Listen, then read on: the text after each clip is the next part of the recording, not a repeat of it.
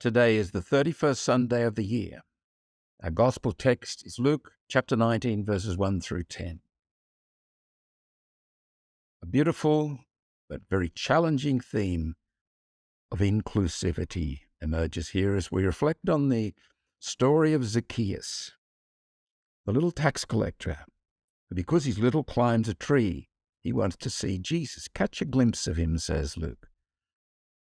It is Jesus who sees Zacchaeus and invites himself to Zacchaeus' home.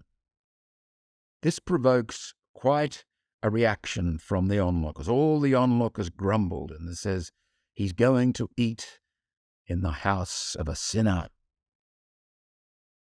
Now, before we get too much into our tut-tutting about these intolerant folk, let me ask you a question.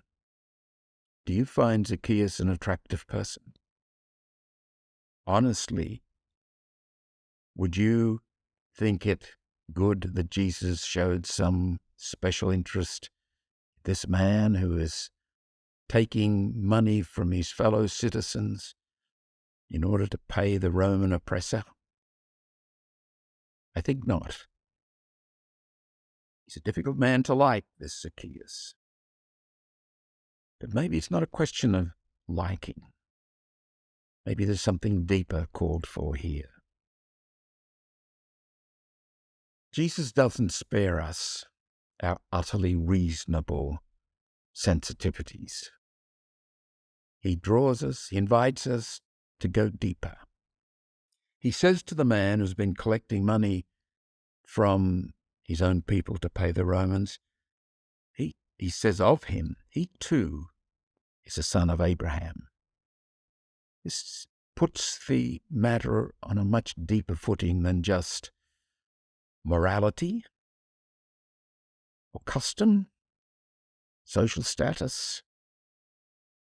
We're dealing here with a child of Abraham, one of God's chosen people.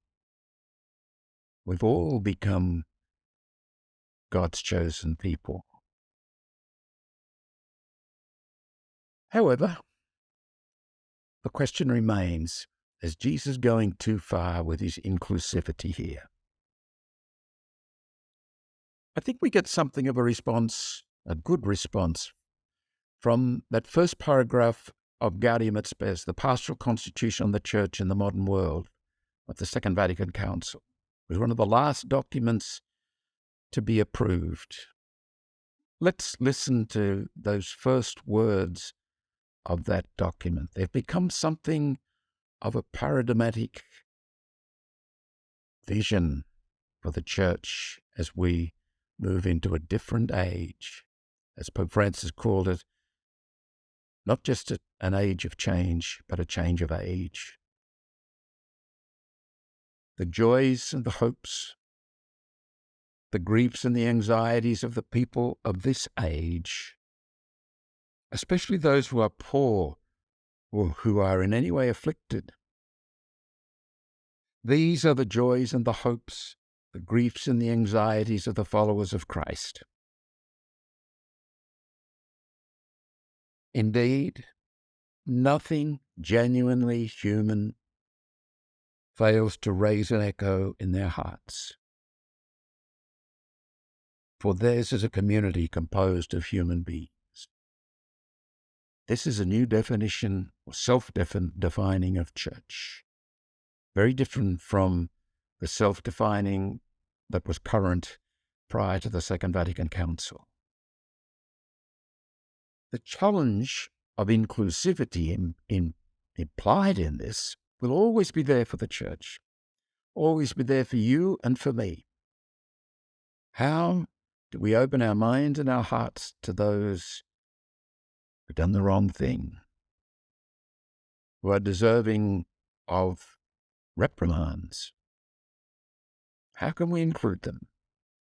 Perhaps more practically and pastorally, how can we include people who don't quite fit, who lie outside the definition of what is right, whose behavior is a mixture of that which is good and that which is not so good, or that which is according to the law and that which is not according to the law. It seems to me that the church, that is you and I, have to deal with this always, will never go away, because probably it's fair to say that the natural inclination in us all is to draw very tight boundaries, limits. How do we include the diverse and the different and the disobedient, assuming they want to be included? There's a lovely statement by the late Enda McDonough, an Irish theologian who died just about 12 months ago. In his book, Vulnerable to the Sacred, he has a series of essays, and he writes this: "The church in history is a communion of sinners, and only in hope is it a communion of saints. So the present movement towards the kingdom, together with its past and future formations, should be generous with its boundaries, welcoming of the gifts of all the faithful, not just of the party faithful, but of the partly faithful, which is in fact all of us, bishops, priests, laity, religious, always in need of being sustained, forgiven, transformed by the inbreaking of God." Practically, a place to start is by facing the outcast within me. Each of us has parts of her or his life we'd rather not accept. We draw tight boundaries around the person we should be or we think we are. Start by facing the outcast within. Listen for the truth. What is it you find uncomfortable? The truth will set you free. The evasion of truth will hold you in bondage, won't let you to include the outcast. Remember Jesus' words, don't judge. That is a profoundly psychologically insightful instruction. Because when we judge, when we react rather than respond to the outcast, be the outcast within or without, we are preempting the discovery of truth. Seek the truth within, face the truth of your own being an outcast to yourself.